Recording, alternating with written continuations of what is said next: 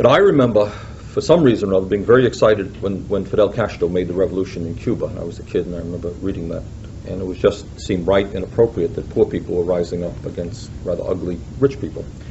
And I remember, again, very distinctly, a very distinct feeling. I was watching the debates. You remember the famous Nixon-Kennedy debates. That was the first time the presidential candidates actually debated. And I was becoming increasingly interested in politics. Didn't know much, but was interested. I remember sitting in the student lounge at our dormitory watching the debate. And at that time, well, we can talk about Cuba now, I was very excited and impressed by the Cuban Revolution. And there was Kennedy and Nixon talking about which particular method they should use about destroying the revolution.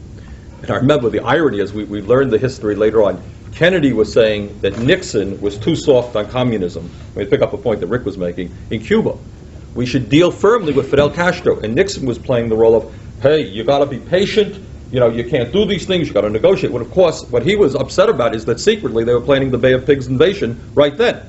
So he was the liberal, and Kennedy was playing the conservative. And actually, you know, when you read novels, people say there's a sick feeling in your stomach. Usually I'm sufficiently unemotional not to be sick, but I actually got up from the room and almost left to puke. Because for the first time in my adult life, what I was seeing is the Democrats and the Republicans, both of them, and of course, as Rick points out, Kennedy was the flashing young liberal. And what we were seeing right before my eyes, way, way back then, and I didn't know anything about politics, but clearly that there really wasn't a whole lot of difference between the two. And you read the New York Times and you understand why they are not talking about what's going on in Nicaragua. Okay, that's the important story. The important story is not Nicaragua.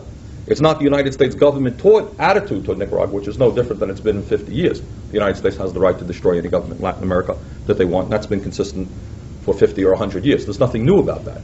What is new is why, when you read the New York Times, the real truth is not being told and how that's obfuscated. So if you want to read what goes on, and I was doing that. I remember reading and beginning to read about the Cuban Revolution, and what I was more impressed about is how it was being reported in the United States press. And I began to understand that you don't always hear all of the truth.